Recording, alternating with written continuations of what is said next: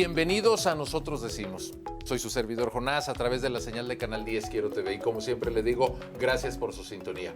Esta noche, de lunes 14 de junio, vamos a darle la bienvenida a esta nueva etapa post-electoral. Aquí en Nosotros Decimos, en este espacio de análisis, de compartir los argumentos de los académicos y de los especialistas.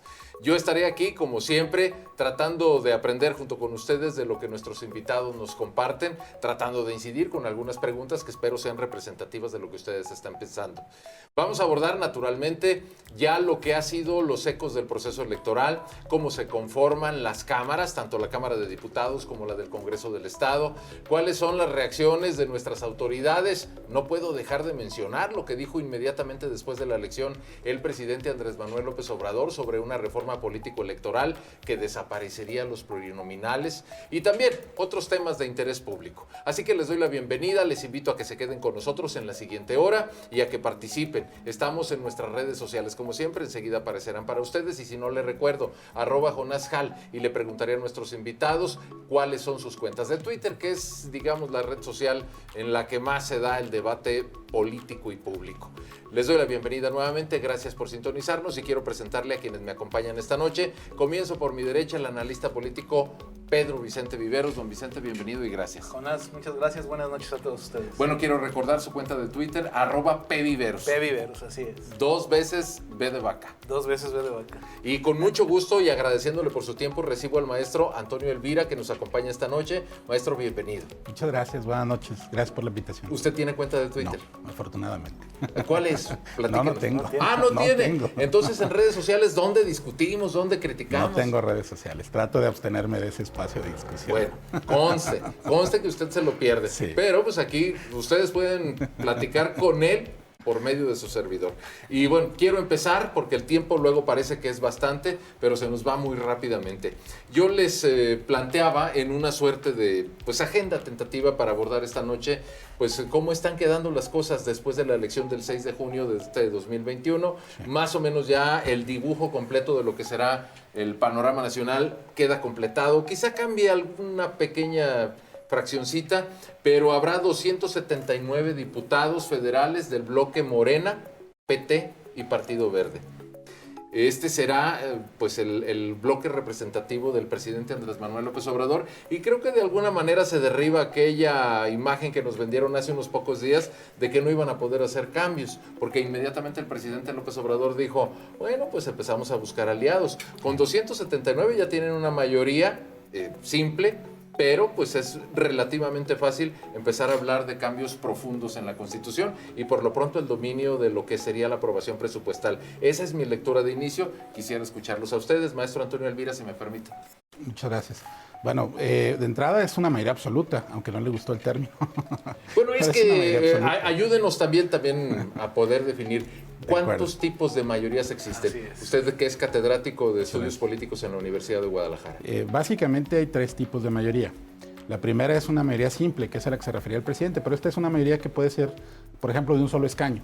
No tendrías que tener más del 50% más uno de los cargos en el Congreso, como sí los tienen, y esa es la mayoría absoluta, justamente es la distinción. La mayoría absoluta es tener simplemente la mayoría que está presente. No, esa es la mayoría simple. La mayoría absoluta es el 50% más uno de los integrantes de la Cámara. Entonces, perdón, maestro Antonio Elvira, llevamos la mayoría simple y la mayoría absoluta. Así es. La expectativa que se tenía de mayoría calificada era irracional. Me parece que no era para aspirar.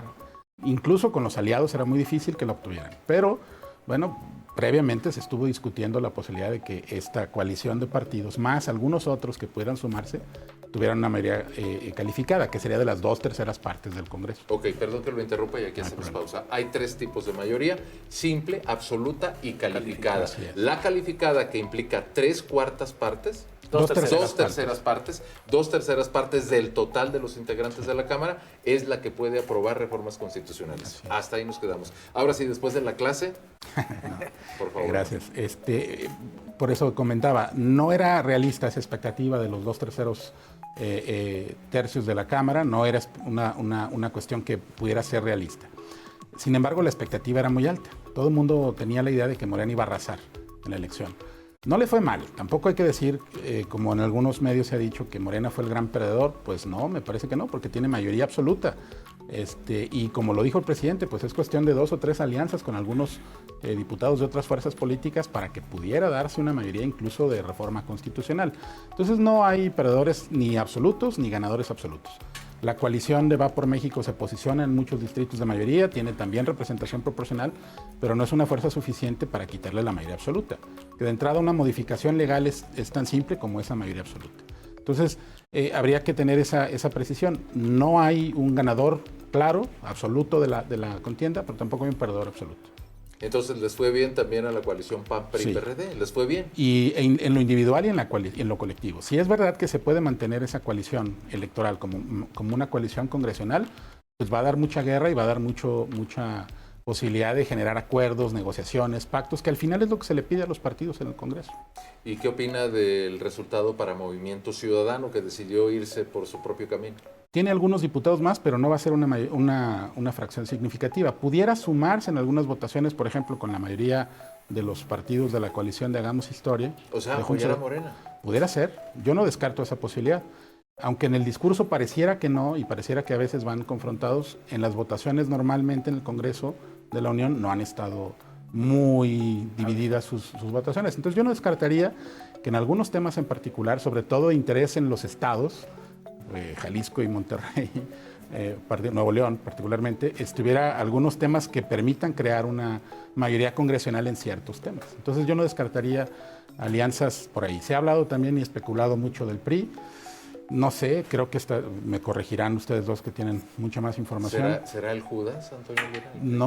No lo veo así. Es estratégico para el PRI. Este resultado fue positivo para el PRI porque le permite tomar oxígeno y reestructurarse, reorganizarse. Entonces, perder ese resultado en las primeras de cambio con 2 o 3 negociaciones parlamentarias que además pudieran costarle más de lo que puede ganar, me parece que no es estratégico, pero todo puede pasar. Don Vicente Viveros, platíquenos su lectura de lo que está pasando, de cómo se conforma la Cámara de Diputados y sobre todo, yo quiero insistir en que en los primeros días, pasado el 6 de junio, hubo muchos entusiastas que dijeron, es que le ganamos al presidente. Y hubo personajes como Gustavo Madero que dijo, se están engañando, no perdió Morena. ¿Usted qué interpreta? Yo difiero un poco de mi amigo Toño. Yo sí creo que al presidente no le fue bien, le fue muy bien. Sí, la verdad es que yo creo que el presidente, cuando dijo la frase espontánea de estoy feliz, feliz, feliz, no lo dijo en un asunto de pose, le salió del corazón. Porque históricamente los presidentes de la República, los gobernadores de los estados, en el segundo periodo de su mandato, tienden a la baja. Porque ya no son candidatos ellos, no son los que aparecen en la boleta, aunque el presidente es omnipresente y siempre está en la discusión y sin estar en la boleta lo estuvo. Yo coincido con el maestro Antonio en el sentido de que si hubiera una reforma constitucional de sumo interés del presidente de la República y que no sea una barbaridad como desaparecer al INE o al Instituto Nacional de Transparencia o alguno de los órganos constitucionales autónomos, creo que podrá lograr su mayoría. Y yo también soy de los que cree que el PRI, más allá de sus voluntades, depende en buena medida de la voluntad de Santiago Nieto. A ver, esa novedad, por favor, don Vicente. De Santiago Nieto, que tiene abiertas algunas investigaciones en contra para empezar, contra el dirigente nacional del Revolucionario Institucional, Alejandro Moreno, y no digamos en contra del expresidente Peña Nieto o de su secretario de Hacienda y después de Relaciones Exteriores, que ha de ser muy codo porque se me acaba de olvidar su Luis nombre. Videgaray. De Luis Videgaray o algunos otros actores del pasado reciente del Partido Revolucionario Institucional, que ahí están las carpetas de investigación guardando calma, tal vez buscando un mejor momento procesal para hacerlas caminar. Y en ese sentido yo creo que el PRI lo veremos en algunas de las situaciones que más le interesan al presidente de la República. Yo creo que puede funcionar como partido bisagra. No es casualidad, yo también eso creo, es una percepción muy personal, que después de que el Partido Verde Ecologista saliera a decir inmediatamente después de su bancada, que no es menor, decir que ahora reflexionarían con mucha más pertinencia apoyaron al presidente. Al día siguiente sale una carpeta de investigación en contra del gobernador de Chiapas, Manuel Velasco, por alguna serie de irregularidades, de presuntas irregularidades, y es así como creo que el presidente de la República, además de la práctica de la política abierta, de llegar a consensos, podrá lograr los acuerdos que necesite para los temas que requieran 2/3 partes en la Cámara de Diputados. Por consensos y por castigos. Así o sea, es. Porque nos podemos motivar por las dos vías, ¿verdad? Por supuesto. Anímame o asústame. Así es. Bueno, y del PAN, ¿qué opina Vicente Viveros? La conformación del PAN va a ser pues digamos, la bancada de segundo lugar, ¿no? Sí, es una bancada de segundo lugar, aunque coincido más con Gustavo Madero o con Damián Cepeda, en el sentido de que si bien el PAN es el partido que más crece, sigo viendo un partido sin un liderazgo firme que pudiera tener una expectativa interesante para el 2024. También partamos de la base que, aunque sea muy adelantado, la carrera presidencial inició el lunes 7 de junio. Sí, claro. Y si no, que lo digan Claudia Sheinbaum y Marcelo Ebrard, qué duros están como dando, muestra, qué duro. como muestra de ello. Entonces yo no veo una figura que en verdad le hace falta a Acción Nacional. No veo en Marco Cortés esa figura que pueda destacar, como no la vi en su ex candidato presidencial que ahora recorre todo el país. Y en ese sentido, creo que Acción Nacional tiene una expectativa corta y la hilo con el resultado local. A mí me sigue pareciendo, desde un punto de vista muy particular, también lo digo y acepto toda la crítica que se me pueda hacer por ello, la verdad es que sigo sin comprender con toda claridad cómo es que el Revolucionario Institucional saca más votos que Acción Nacional en el estado de Jalisco. Bueno, creo que si lo discutimos aquí los tres no vamos a entenderlo, pero los logra. Los logra. Entonces, trato de explicar con esto que sucedió en el local, que si bien hubo un avance, fue un avance pírrico, corto, que el presidente aprovechará en eso que le sale muy bien, como es polarizar a los partidos de oposición para poder lograr sus objetivos en la Cámara de Diputados. Claro. Nada más una pregunta porque tengo que ir a una pausa. ¿Ustedes son de la clase media? Espero todavía, y sí aspiracional. Aspiracionales, egoístas, todo lo que se les suma. Bueno, tengo que hacer una pausa. Sigan ustedes aquí en Canal 10 Quiero TV. Esto es Nosotros Decimos. Soy su servidor Jonás. Les recuerdo que tenemos redes sociales. @pviveros, @jonasjal. Y a mí escríbame para decirle algo al maestro Antonio Elvira, porque pues, él no quiere entrarle a las discusiones de Twitter, Facebook y todo lo que se le sume. Ya volvemos.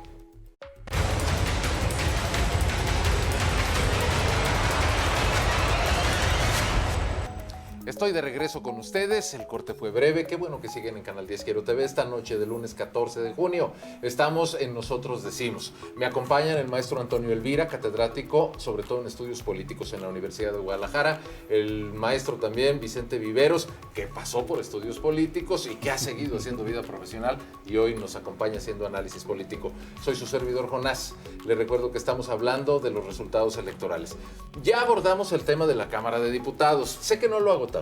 Podríamos entretenernos en eso otras 3 horas, pero pues bueno, por lo pronto yo sí quisiera decir, y corríjanme si me equivoco, el escenario nos deja igual que en la primera parte de este sexenio. La 4T tiene, digamos, el camino bastante ancho en la Cámara de Diputados y también en la de senadores, para todos los que creyeron que este asunto había revertido.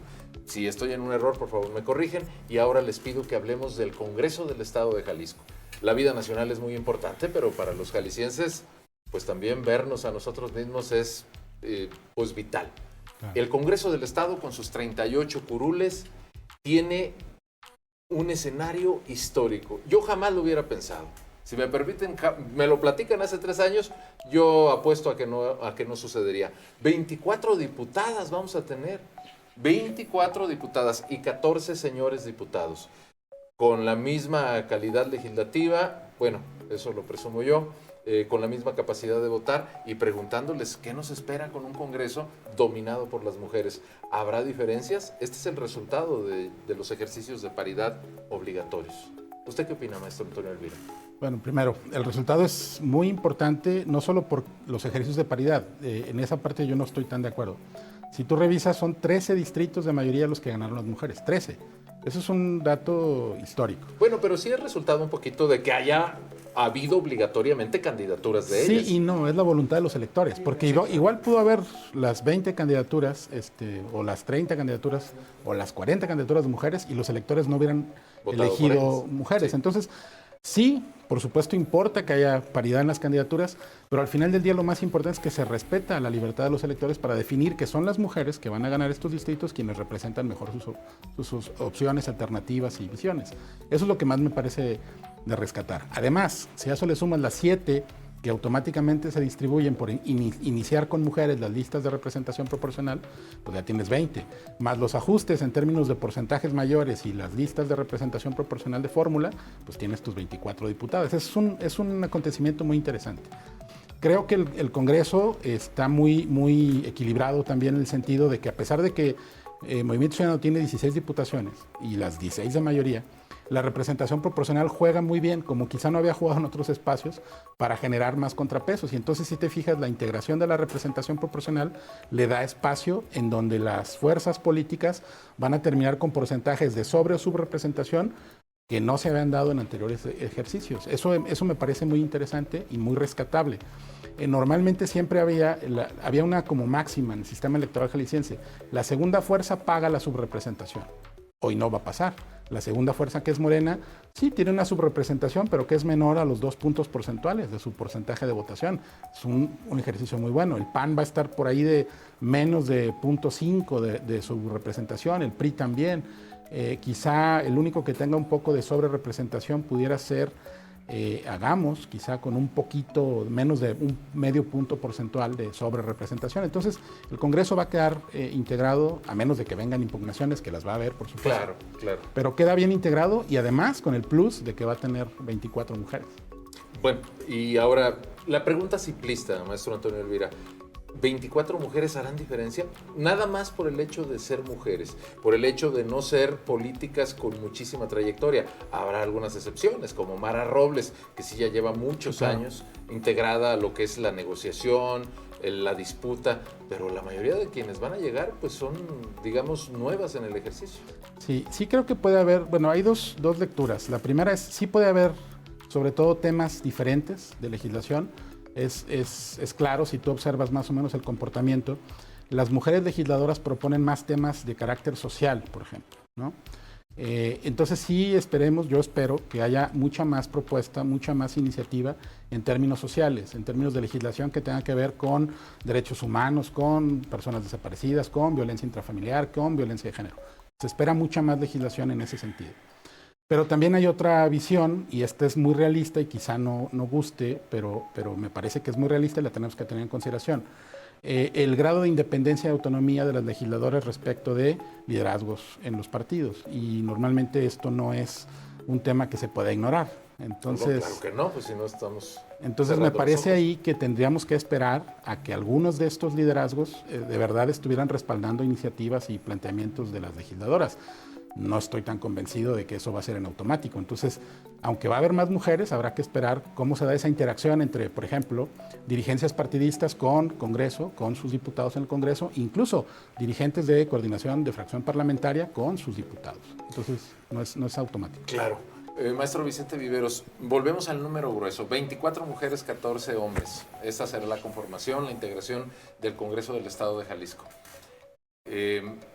Con base en lo que dice el maestro Antonio Elvira, ¿sí podemos pensar que ellas van a tomar decisiones o resulta que la Junta de Coordinación Política va a estar integrada por los varones? Bueno, esa es la primera criba que hay que pasar, las coordinaciones legislativas y la Junta de Coordinación Política. No es un hecho, pero al menos se menciona que, por ejemplo, en la bancada de Morena será un viejo conocido de todos nosotros, el ex senador José María Martínez, quien dirija... Ex senador panista. Ex senador panista, en efecto, hoy diputado plurinominal de Morena, quien dirigirá a la bancada de Morena. Habría que ver cuál es la decisión del resto de los partidos políticos en la integración de sus bancadas y de quienes las coordinen. Claro que hay una expectativa alta y no en contrasentido, pero sí vale la pena hacer un análisis más profundo. Así como tenemos hoy una representación histórica en el legislativo por parte de las mujeres, tenemos una subrepresentación de mujeres en los municipios. Hay menos presidentas municipales en este trienio que recién acaba de pasar la elección que las que hubo en la elección pasada.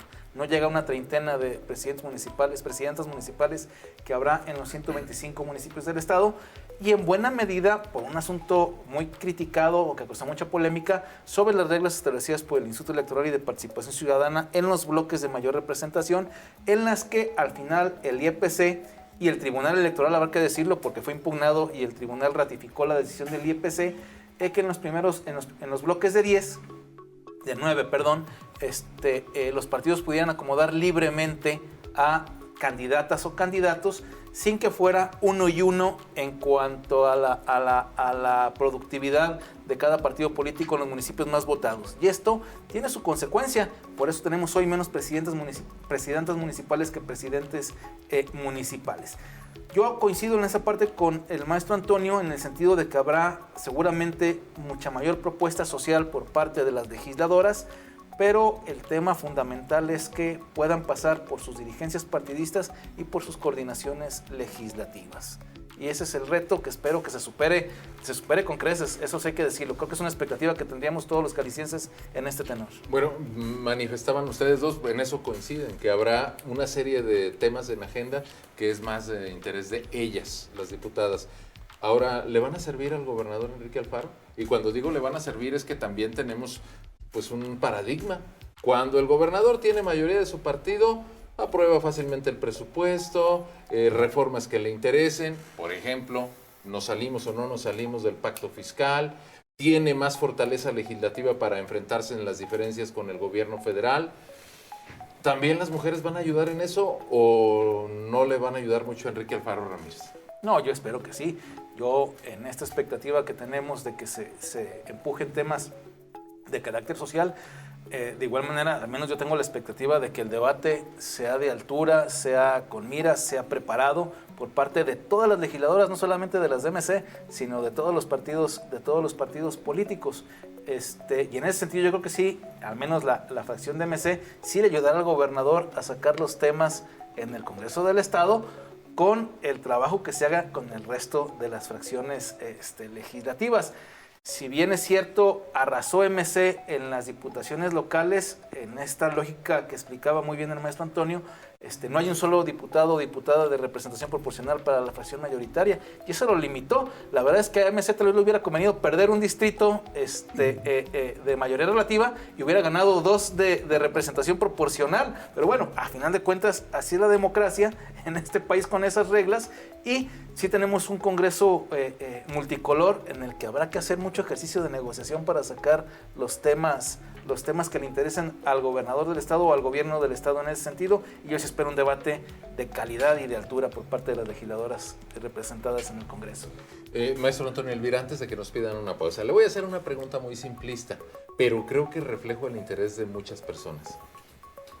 El Congreso del Estado no goza de popularidad. Los diputados son de los servidores públicos, digamos, menos queridos, y lo digo muy suavecito. Y se supone que el Congreso del Estado es el contrapeso del Poder Ejecutivo. ¿Las mujeres harán una política distinta? ¿Qué le diría usted a sus alumnas ahí en la Facultad de Estudios Políticos? Chicas, láncense a diputadas porque ustedes pueden... ¿Qué? Sí, de hecho es un tema recurrente, ¿no? Sí, y ustedes entran en tecnicismos, analizan porcentajes, revisan también qué le interesa al Poder Ejecutivo. Pero creo que la gente dice, bueno, ¿queremos más mujeres o no queremos más mujeres? ¿Qué diferencia marcan? Ese es el tema. Creo que para el desempeño, la calidad del desempeño legislativo, no hay que distinguir entre hombres y mujeres. Hay que distinguir entre calidad del trabajo del diputado o la diputada, que eso es distinto. Entonces, me parece que, por ejemplo, el tema de en 2 lecturas. La primera, la disciplina partidista, ¿no? Me parece que MC es un partido con mucha disciplina partidista. Entonces, yo no veo a diputadas de ese partido votando cosas diferentes al Poder Ejecutivo. No veo esa distinción. Segundo, la mayoría, como decía bien Vicente, es el primer gobernador desde que hay elecciones competidas en Jalisco, desde 1995, que en su segundo periodo, o en la segunda parte de su periodo gubernamental, va a tener mayoría congresional. Entonces, ¿No es una mayoría suficiente? Pues no, pero tampoco está tan complicado tener una mayoría calificada para hacer reformas a la Constitución. Hay de dos sopas y está muy simple. La primera es la más difícil, la que creo que no se va a dar, es hacer una coalición con Morena, con los 8 diputados de Morena. Esa no creo que se dé muy frecuentemente. La segunda sopa es la que creo que se puede dar con más facilidad. Entre los 5 diputados del PAN y los 5 diputados del PRI, le dan una mayoría calificada inmediata. Si a eso le agregas que pudieran ser 2 más de Hagamos, pues tiene sobrados diputados para lograr acuerdos que permitan modificar la Constitución. ¿Cómo salir del pacto fiscal? Lo veo complicado, pero si esa fuera la intención, pudiera lograrlo, porque sí tendría 26, 28 diputados que pudieran votar a favor de esa reforma. Entonces, y que además camina con una consulta que se llevará a cabo en los que por ahí meses. se va a dar. Entonces, yo veo difícil que por sí misma una diputada de cualquier fracción legislativa tenga la capacidad de establecer una agenda completamente disruptiva de la dinámica política del Estado, y menos de MC por la disciplina partidista que tiene ese partido. Es muy notorio y muy claro que es mucho más disciplinado que algunos otros partidos. Bueno, me piden que hagamos una pausa. Lo que me queda claro después de escucharlos es que no importa si lleva uno pantalón o falda. Siendo diputado, te disciplinas y generalmente así pasa. Hacemos la pausa, seguimos aquí con el maestro Antonio Elvira y también con el maestro Vicente Viveros. Ya volvemos.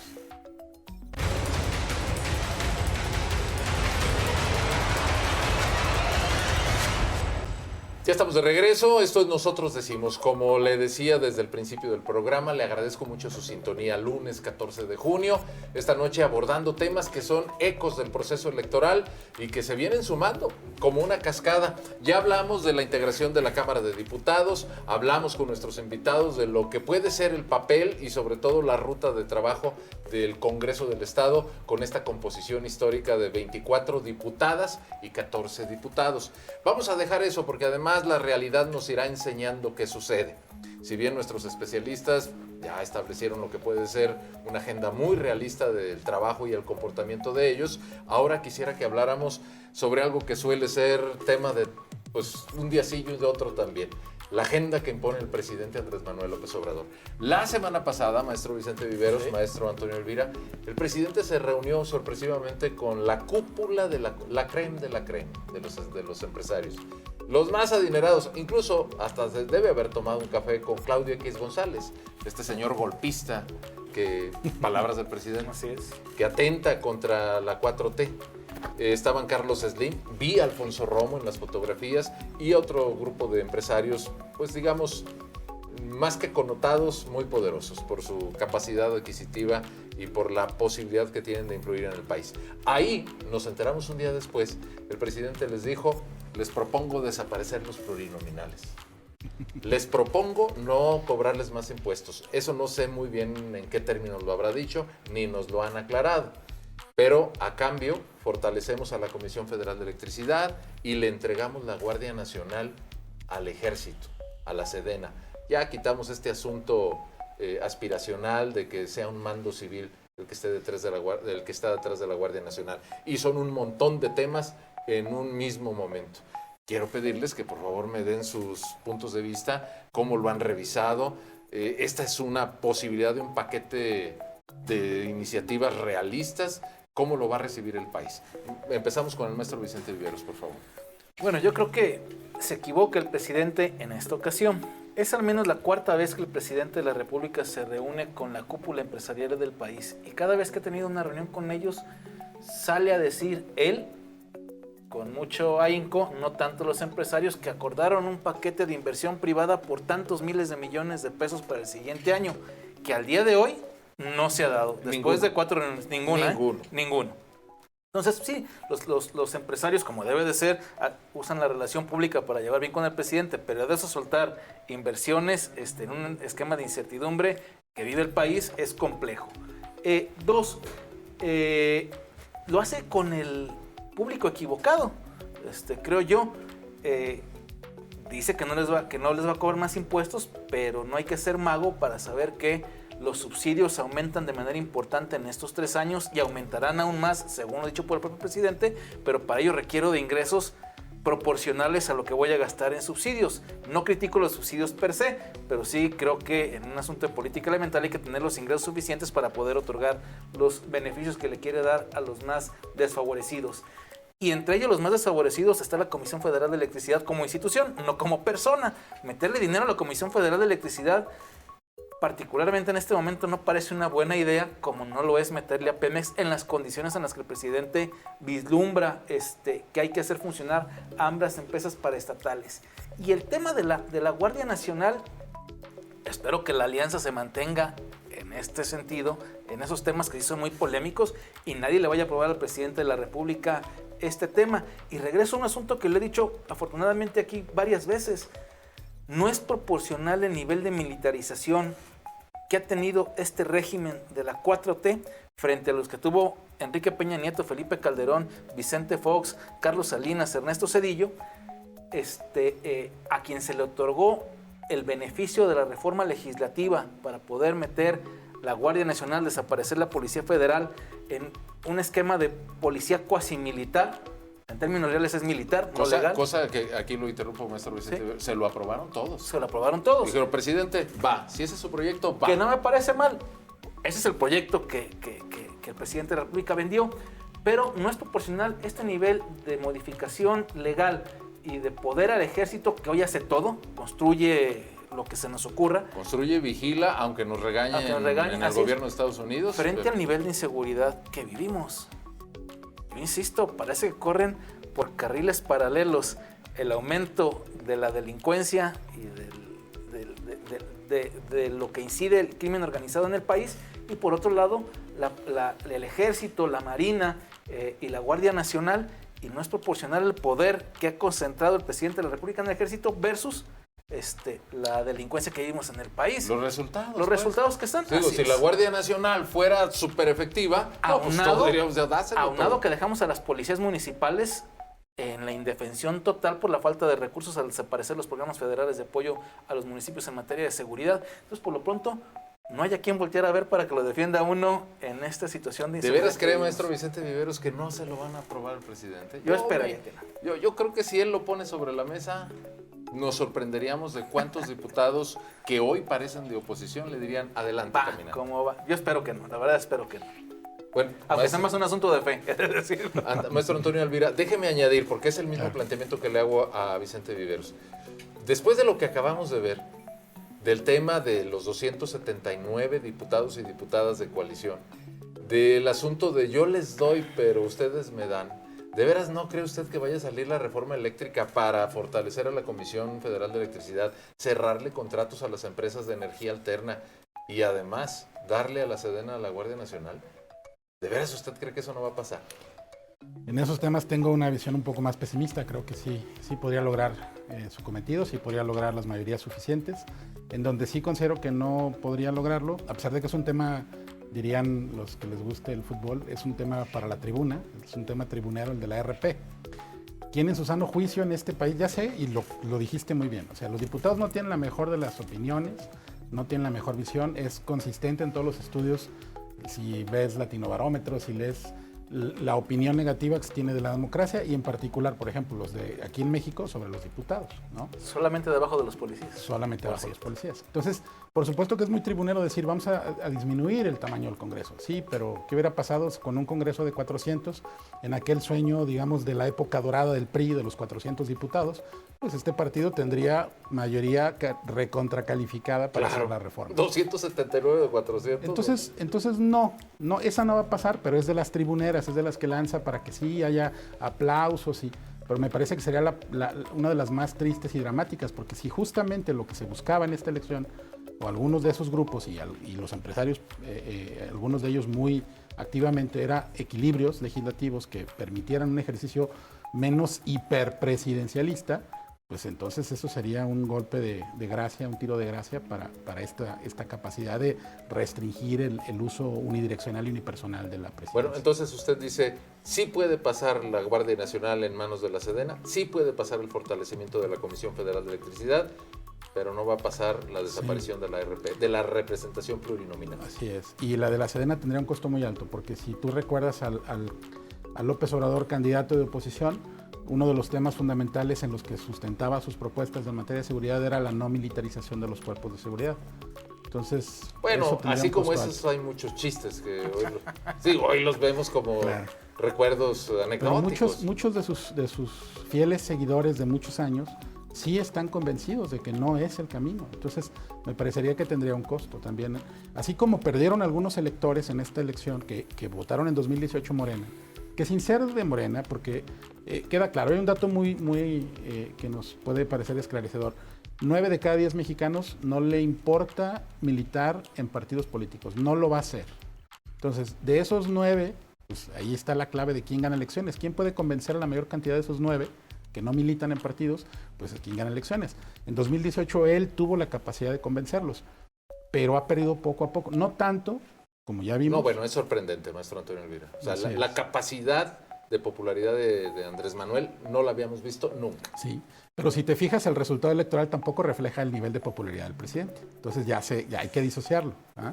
Si creyéramos que el nivel de popularidad del presidente fuera el resultado de la elección, pues hubiera ganado el Congreso con un 60 y algo por ciento de porcentaje de votación, pero no es así. Entonces sí creo que puede costarle en términos de respaldo. Más, en 2024 en la boleta no va a estar él, va a estar alguien más. Entonces ya no es el mismo imán de taquilla, ¿no? Me hizo recordar y deje traer esa anécdota, porque es que en los procesos electorales hay muchas muy simpáticas.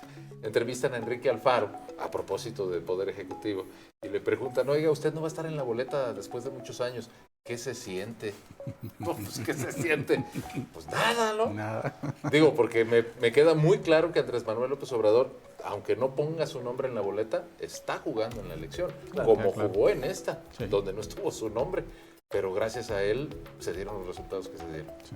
Bueno, me parece un tema importante. ¿Algo quiere añadir, maestro Vicente Viveros? Lo veo con ganas. No, yo casi coincido, pero creo que así como el costo para el presidente de la República sería muy alto, para los partidos de oposición sería aún más alto de frente a la elección del 2024.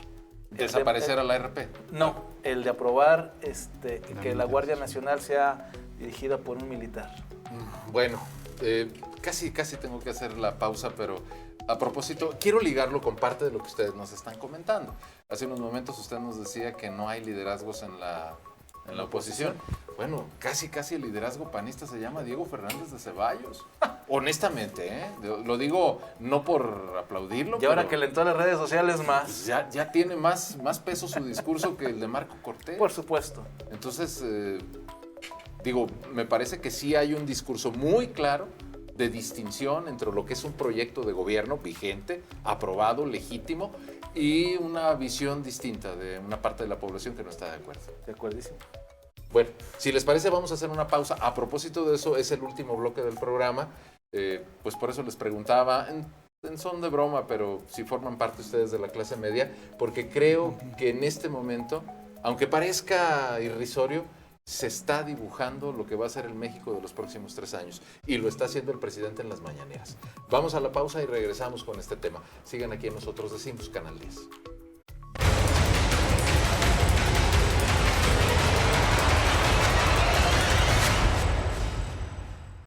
Ya estoy de vuelta con ustedes, muy buenas noches. Es lunes 14 de junio y reitero, estamos aquí en Nosotros Decimos, en esta última parte de nuestro programa, revisando los ecos de las elecciones y de los eventos políticos que se han venido marcando puntualmente desde Palacio Nacional, porque es ahí donde está la agenda política desde el 1 de diciembre de 2018 e incluso desde algunos meses atrás. Vicente Viveros, Antonio Elvira, en los últimos 2 días el presidente Andrés Manuel López Obrador, bueno, no 2 días, desde la semana pasada, hizo hincapié en algo que me llamó mucho la atención, en marcar ciertos rasgos incluso morales entre un grupo de población que es la clase media. Desde que yo me acuerdo, desde que iba a la escuela, la clase media ha sido uno de los sostenes de cualquier nación. Incluso hablar de conceptos como estado de bienestar tiene que ver con el desarrollo de la clase media. Hablar de conceptos de democracia desarrollada tiene que ver con el desarrollo de una clase media. Y de pronto el presidente empieza a desestimarla e incluso a denigrarla. Esos de la clase media, aspiracionistas, egoístas, ambiciosos, que hasta tienen licenciatura y algunos tienen maestría.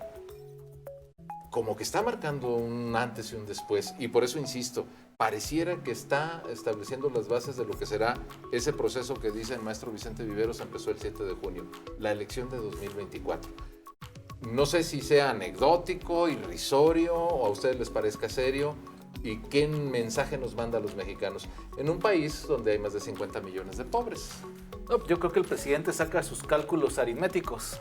Si bien, y lo comentaba también el maestro Antonio, ha perdido algún segmento de voto y particularmente entre la clase media y quienes tienen de bachillerato hacia arriba, le apuesta a lo que siempre ha sido su voto duro, a los más desfavorecidos históricamente en este país, en un asunto en el que tiene razón.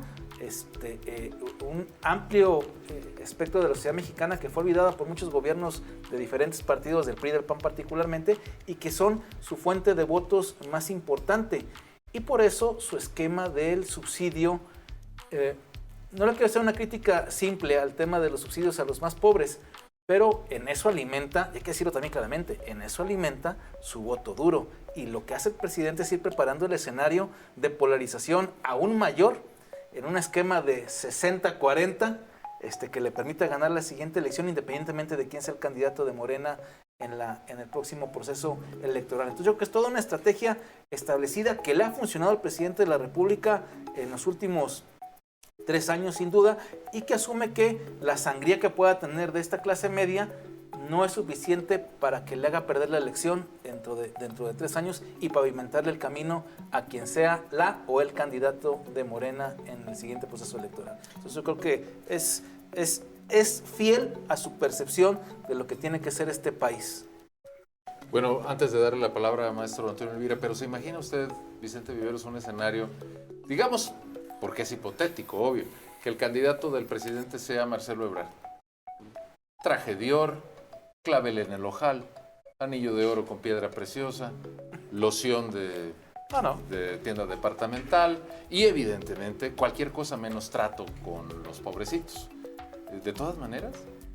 Sí, eso disminuye las posibilidades de Marcelo Ebrard, pero ¿qué tal un Monreal en la candidatura a presidente de la República, que conoce mucho más el tema del box en la calle desde su natal Zacatecas en la candidatura a la presidencia de la República?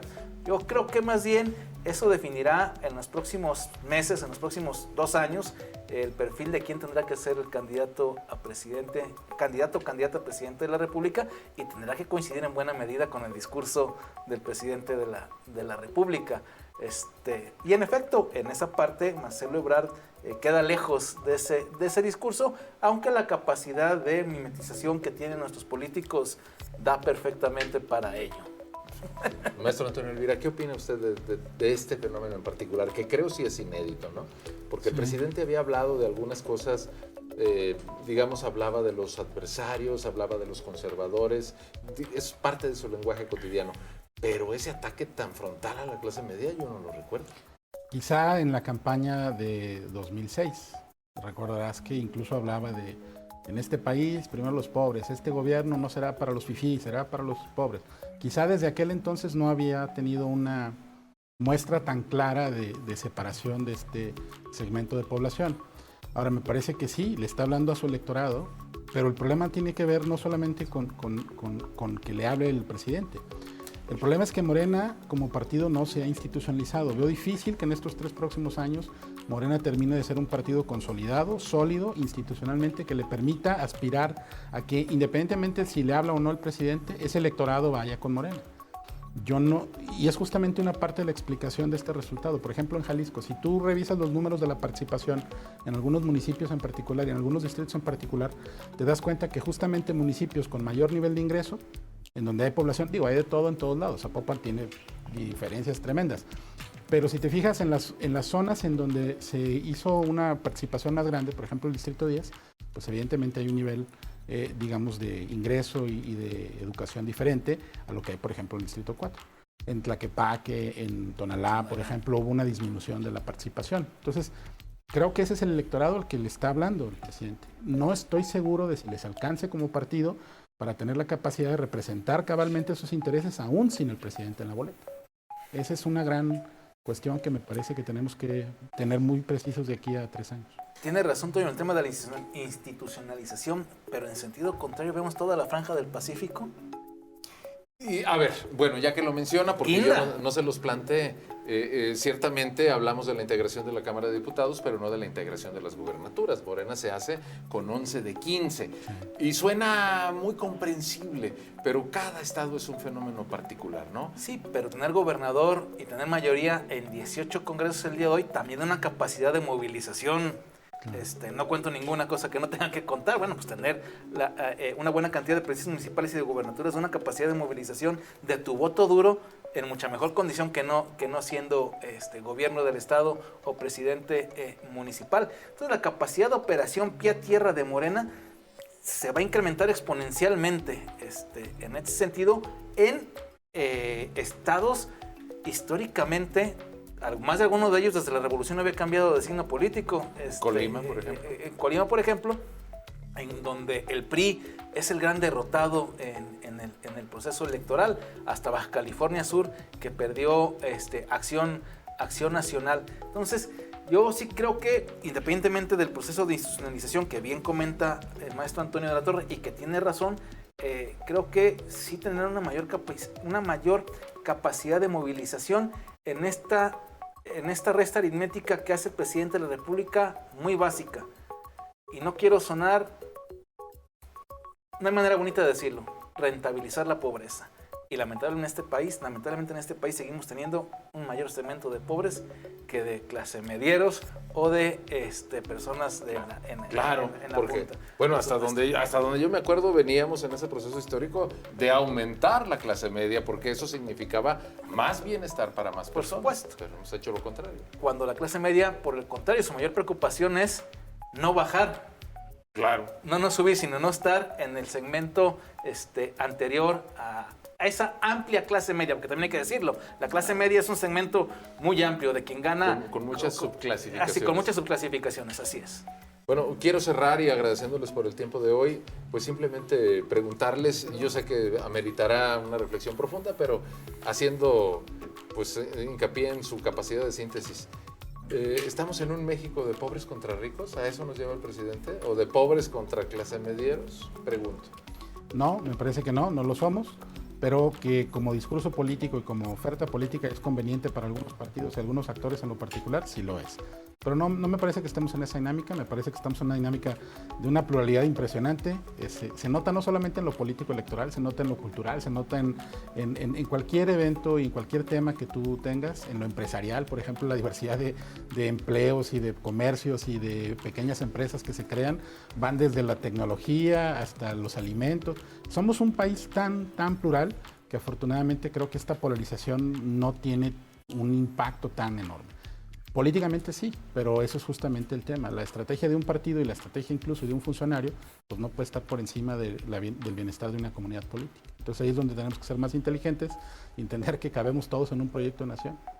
Bueno, ojalá que así se entienda. Maestro Vicente Viveros, le voy a dar 10 segundos. Yo sé que usted puede. A ver, ¿sí es un país de clase medieros contra pobres el que están pintando? Coincido con Antonio en que en términos generales no, sin embargo los que más venden son los extremos de ambos bandos. Por eso vivimos en esta dinámica mediática de las redes sociales en la que pensamos la república de Twitter, tú y yo lo sabemos, es intensa y con esa nos vamos.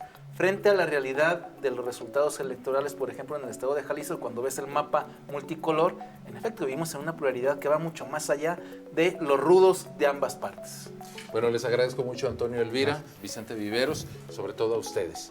Sé que no agotamos los temas y que quedan muchos otros por abordar. ¿Qué le parece si nos vemos la semana entrante? Muchas gracias. Nosotros decimos Canal 10.